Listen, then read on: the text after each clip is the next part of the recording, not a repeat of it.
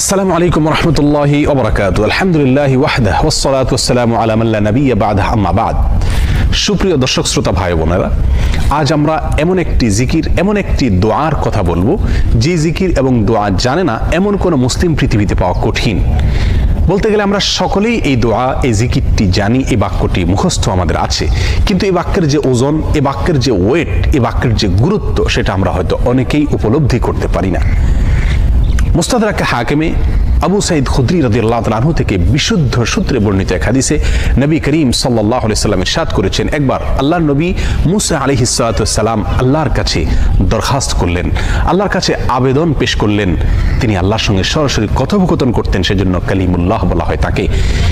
আল্লাহর সঙ্গে সরাসরি কথা বলতে গিয়ে একবার তিনি আবেদন করলেন, আল্লাহ আমাকে আপনি একটি জিকির, একটি দোয়া শিখিয়ে দিন, যে জিকির, যে দোয়া আমি সব সময় পাঠ করব, সব সময় আমল করব।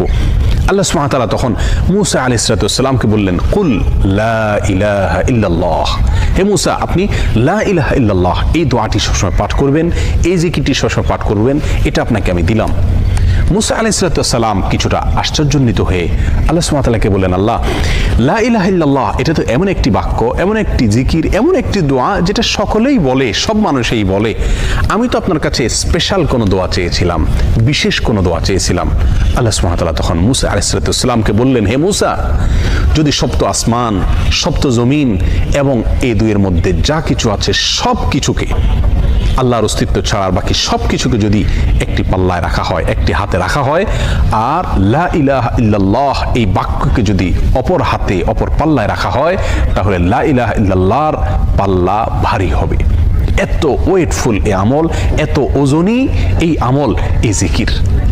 অর্থাৎ আল্লাহ সুবহানাহু ওয়া তাআলা মুসা আলাইহিস সালামকে যে বার্তা দিলেন সেটি হলো, লা ইলাহা ইল্লাল্লাহর চাইতে ওজনী, এর চাইতে ওয়েটফুল, এর চাইতে ভারী, এর চাইতে শ্রেষ্ঠ, এর চাইতে মর্যাদাপূর্ণ কোনো জিকির আল্লাহর জমিনে আর নাই। প্রিয় বন্ধুগণ, মুসা আলাইহিস সালামের জন্য সবচেয়ে স্পেশাল দোয়া হিসাবে, সবচেয়ে স্পেশাল জিকির হিসাবে আল্লাহ সুবহানাহু ওয়া তাআলা যে দোয়াটি নির্বাচন করলেন, যেটাকে সবচাইতে ওজনী আমল হিসাবে আল্লাহ সুবহানাহু ওয়া তাআলা স্পষ্টভাবে ব্যক্ত করলেন, সেটি হলো লা ইলাহা ইল্লাল্লাহ। অথচ এই লা ইলাহা ইল্লাল্লাহ এটাকে আমরা খুব সাধারণ একটি জিকির মনে করি, খুব সাধারণ একটি দোয়া মনে করি, আমরা বিশেষ আমল খুঁজে বেড়াই। অথচ এর চাইতে বিশেষ, এর চাইতে স্পেশাল কোনো আমল আল্লাহর জমিনে আর হতে পারে না। জিকিরের মধ্যে যত জিকির আছে, যত দোয়া আছে, যত আমল আছে, সমস্ত জিকিরের ভিতরে সবচেয়ে শ্রেষ্ঠ, সবচেয়ে ওজনী আমল, সবচেয়ে ওজনী জিকির হলো এই লা ইলাহা ইল্লাল্লাহর জিকির। মিজানের পাল্লায় কিয়ামতের দিন যখন আমার নেকামল মাপা হবে, তখন আমার নেকামলে শুধুমাত্র লা ইলাহা ইল্লাল্লাহ এর আধিক্য যদি থাকে, তাহলে ইনশাআল্লাহ আমার নেকামলে পাল্লা অনেক বেশি ভারী হবে। আসুন চলতে ফিরতে, উঠতে বসতে, অবসরে, কাজের ফাঁকে সব সময় মুখ থেকে, অন্তরের গভীর থেকে লা ইলাহা ইল্লাল্লাহ উচ্চারণ করতে থাকি। অন্তর পরিষ্কার হয়ে যাবে, অন্তরের ময়লা দূর হবে, অন্তরের পেরেশানি দূর হবে, অন্তরে আল্লাহ সুবহানাহু ওয়া তাআলার প্রতি আস্থা বাড়তে থাকবে, ঈমান বাড়তে থাকবে। এবং লা ইলাহা ইল্লাল্লাহ এই জিকির আমরা যত বেশি করব, তত বেশি সৃষ্টি জগতের অন্য সবকিছু আমাদের কাছে তুচ্ছ মনে হতে থাকবে, সবকিছুর হারানোর কষ্ট আমরা ভুলতে থাকবো, আল্লাহ সুবহানাহু ওয়া তাআলার কাছে আমরা খুব বেশি নৈকট্য অর্জন করতে পারবো। আসুন বলতে থাকি বেশি থেকে বেশি, অন্তরস্থল থেকে ঈমানের সঙ্গে লা ইলাহা ইল্লাল্লাহ।